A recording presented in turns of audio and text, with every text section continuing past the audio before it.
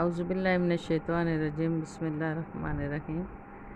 جی بچوں، سبق التلفزیون ہم نے پڑھا تھا، اس میں ترجمہ آپ کا ہو چکا تھا اور ترجمے کے ساتھ آپ کو 3 دفعہ پڑھنے کا میں نے کہا تھا، امید ہے کہ آپ نے پڑھا ہوگا۔ تو 3 دفعہ جب پڑھ لیتے ہیں تو پھر اس میں سوالوں کے جواب اور سارا کچھ ہی آسان ہو جاتا ہے۔ تو سب سے پہلے اس میں سوالوں کے جواب ہیں، 4 کوشچن جسے آپ کہتے ہیں عجیبی عن الاسئلۃ الآتیۃ، مندرجہ ذیل سوالات کے جواب دیں۔ پہلا سوال ہے این یجد نبیل ولدہ راشدا عندما یدخل بیتہ، کہ نبیل اپنے بیٹے کو کہاں پاتا ہے جب وہ گھر میں داخل ہوتا ہے۔ تو سبق اگر آپ نے پڑھا ہے تو پہلے ہی صفحے پہ، بلکہ پہلے ہی لائن میں ہے فَیَجِدُ وَلَدَهُ رَاشِدًا جَالِسًا أَمَامَ التلفزیون۔ تو یجد میں آپ ساتھ نبیل کا اضافہ کر لیں، یجد نبیل ولدہ راشدا جالسا امام التلفزیون عندما یدخل بیتہ، کہ جب نبیل گھر میں داخل ہوتا ہے تو اپنے بیٹے کو ٹیلی ویژن کے سامنے بیٹھا ہوا پاتا ہے۔ اگلا سوال ہے ما بید راشد، کہ راشد کے ہاتھ میں کیا ہے؟ تو یہ بھی آپ نے سبق میں پڑھا ہے، بید راشد وحدۃ تحکم عن بعد، اس میں ہاتھ میں ریموٹ کنٹرولر ہے۔ سوال نمبر 3 ہے این تتغیر المناظر و کیف، کہ مناظر کہاں تبدیل ہوتے ہیں اور کس طرح؟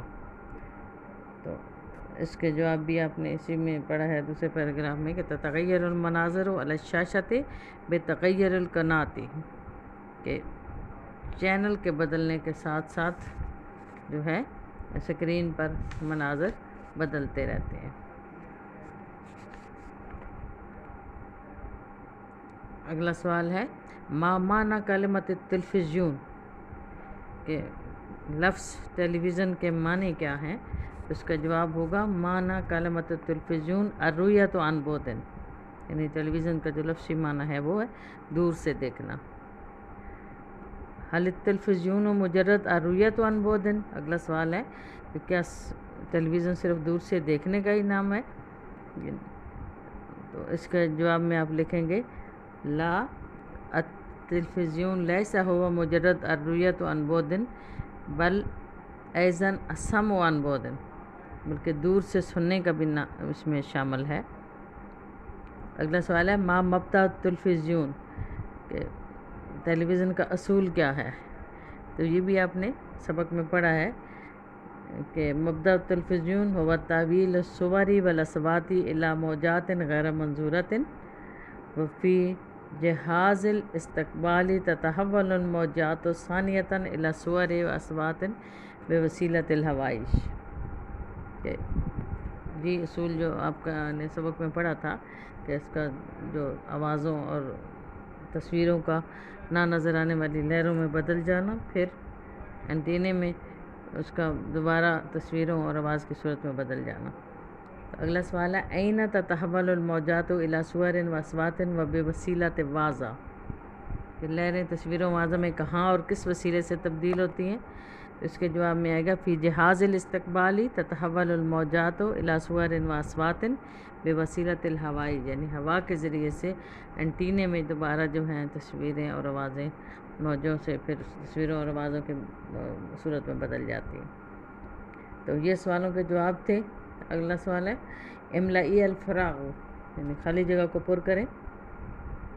یشاہد ڈیش تاریخیتاً تورز علی الشاشۃ، تو یہ بھی سبق میں سے ظاہر آپ کو نظر آ جائے گا اگر آپ نے اچھی طرح سبق پڑھا ہے۔ تو یشاہد تمثیلیتاً تاریخیتاً تورز علی الشاشۃ، یضغط علی ڈیش المختلفۃ علی الازرار المختلفۃ بسرعۃ، ازرار بٹنوں کو کہتے ہیں۔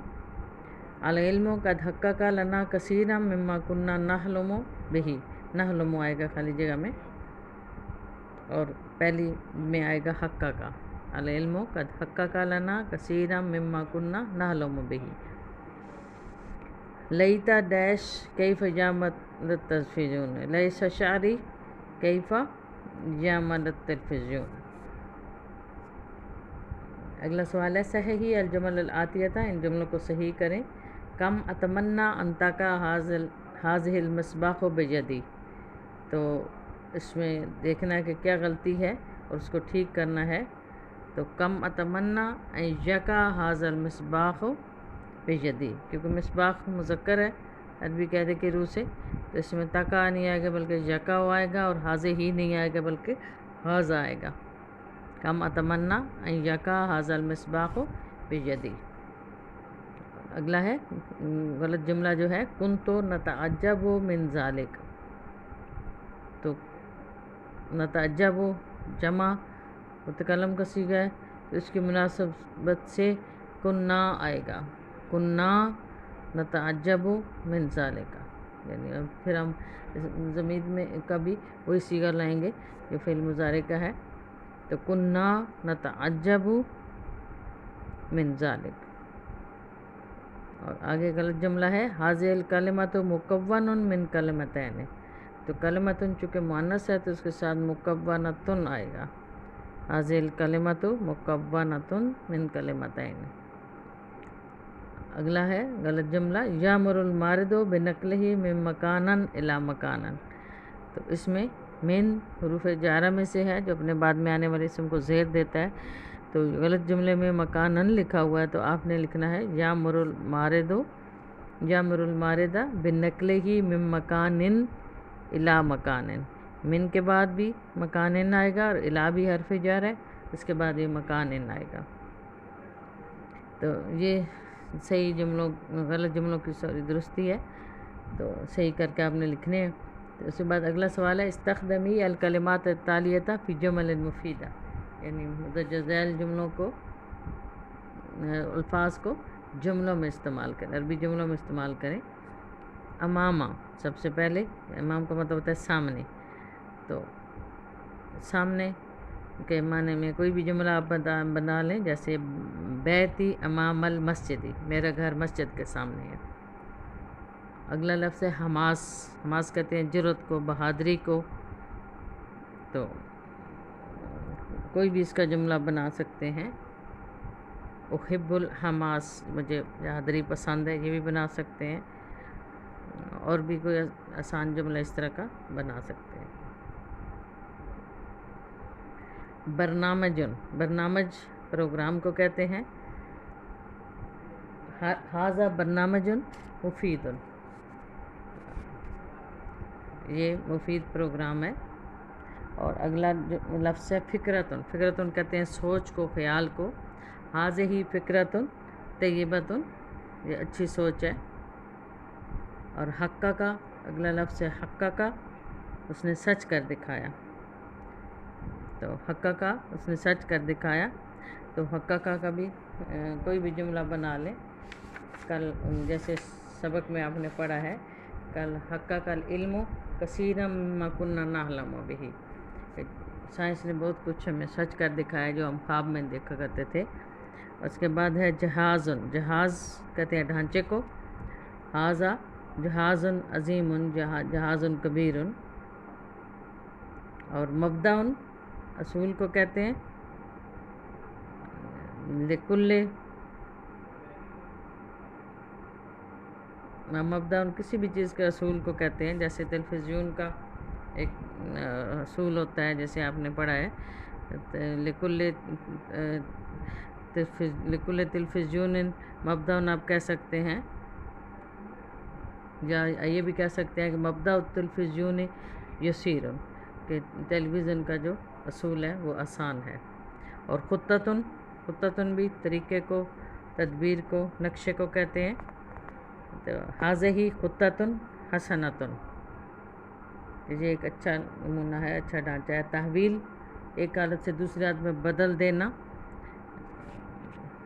تو تحویل ایک حالت سے دوسری حالت میں بدل دینا، تو تحویل کا بھی جملہ اس میں جیسے آپ نے پڑھا کہ مبدأ التلفزیون تحویل الصور والاصوات الی موجات غیر منظورۃ، یہ بنا لیں، آپ کو آسان لگے گا کہ سبق کے اندر سے یہ۔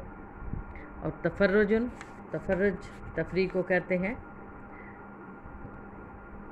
تو کسی بھی طرح کی تفریح کہ التلفزیون للتفرج، ٹیلی ویژن تفریح کے لیے ہوتا ہے، یا النزہۃ للتفرج، سیر و تفریح وہ بھی ہوتی ہے تفریح کے لیے، یا ذہبت الی لاہور للتفرج، یہ بھی صحیح ہے۔ تو اس طرح کا کوئی بھی آسان سا جملہ آپ بنا لیں، اس میں اس لفظ کا استعمال ہونا ضروری ہے، جملہ آپ کوئی بھی بنا سکتے ہیں۔ تو یہ اس سبق کی تمرین تقریباً آدھی ہو چکی ہے، تو اس کو آپ اچھی طرح کاپیز میں لکھیں۔ نیکسٹ انشاءاللہ ہم باقی تمرین کریں گے۔ والسلام علیکم ورحمۃ اللہ وبرکاتہ۔